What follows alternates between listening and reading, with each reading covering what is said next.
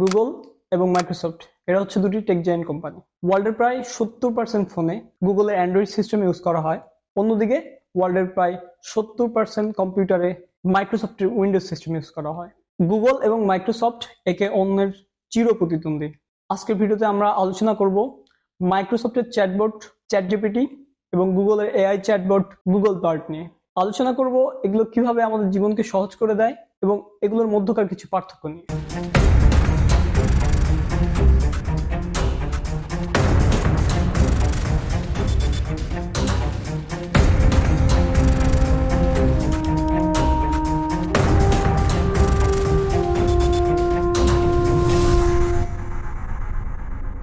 প্রথমে জানবো চ্যাটজিপিটি নিয়ে। চ্যাটজিপিটি হলো এক ধরনের এআই চ্যাটবট, আর চ্যাটবট হলো কম্পিউটার প্রোগ্রাম যা মানুষের সাথে কথোপকথন, মানুষের প্রশ্নের উত্তর দেওয়া, ম্যাথ সলভ করা, মানুষের জন্য করার উদ্দেশ্যে ডিজাইন করা। চ্যাটজিপিটিতে জিপিটি এর ফুল ফর্ম হচ্ছে জেনারেটিভ প্রিট্রেইন ট্রান্সফর্মার। চ্যাটজিপিটির আগেও অনেক এআই ছিল, তবে সেসব এআই শুধুমাত্র তথ্য খুঁজে দিতে পারত বিভিন্ন রিসোর্স থেকে, কিন্তু চ্যাটজিপিটি নিজে থেকে তথ্য জেনারেট করে দিতে পারে। এই চ্যাটজিপিটি লঞ্চ হয় নভেম্বর 2022-এ। অবাক করার মতো তথ্য হচ্ছে মাত্র 5 দিনে চ্যাটজিপিটি 1 মিলিয়ন ইউজার ক্রস করে, যা করতে নেটফ্লিক্সের সময় লেগেছিল 3.5 ইয়ার্স, ফেসবুকের লেগেছিল 10 মান্থ এবং ইনস্টাগ্রামের লেগেছিল 2.5 মান্থস। এত বড় বড় কোম্পানিগুলো যেখানে এত বেশি সময় লেগেছে, সেখানে চ্যাটজিপিটি মাত্র 5 দিনে তা করিয়ে দেখেছে।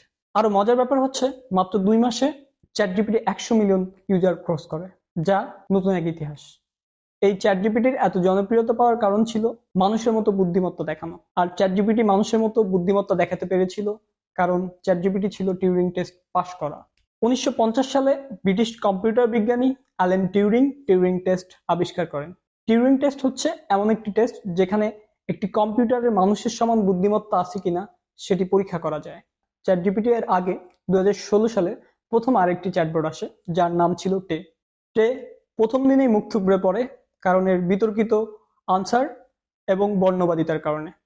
এরপর ফেসবুকের প্রতিষ্ঠাতা মার্ক জুকারবার্গের কোম্পানি মেটা নিয়ে আসে ব্লেন্ডার বট 3, যা ঠিক টে এর মতোই মুখ থুবড়ে পড়ে। এরপর মাইক্রোসফটের পার্টনার ওপেনএআই নিয়ে আসে চ্যাটজিপিটি, যা ব্যাপকভাবে জনপ্রিয় হয়। ওপেনএআই 2013 সালে প্রতিষ্ঠিত হয়, যার ফাউন্ডার ছিলেন স্যাম অ্যাল্টম্যান এবং কো-ফাউন্ডার ছিলেন বিপুল জনপ্রিয় টেসলার মালিক এলন মাস্ক।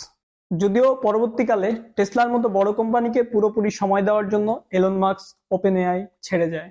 শুরুর দিকে ওপেনএআই ছিল অলাভজনক একটি সংগঠন, কিন্তু পরবর্তীতে মাইক্রোসফট সেখানে $1 বিলিয়ন ইনভেস্ট করে এবং পার্টনারশিপে যায়। মাইক্রোসফট এবং ওপেনএআই এর পার্টনারশিপে তৈরি হয় চ্যাটজিপিটি।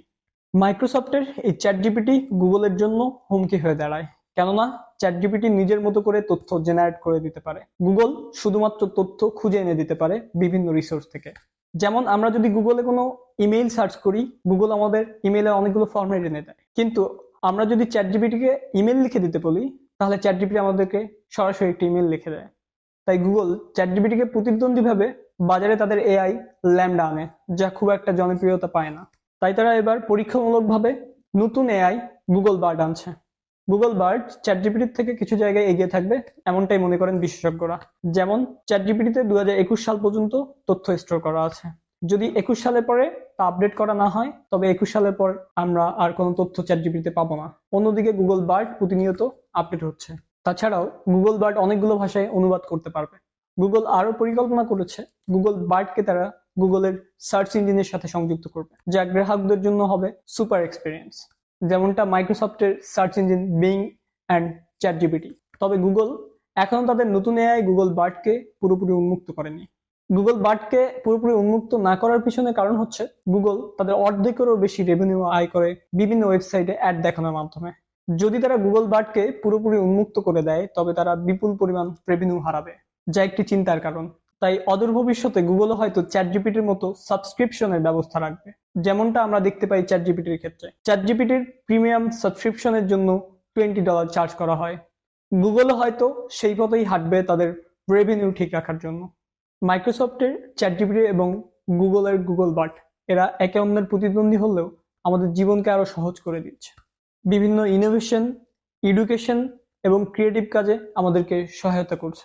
তাই আমরা চাইলেই পারি এই দুটি টেকনোলজির প্রপার ইউজ করে আমাদের জীবনকে আরো সহজ করতে। Thanks for watching.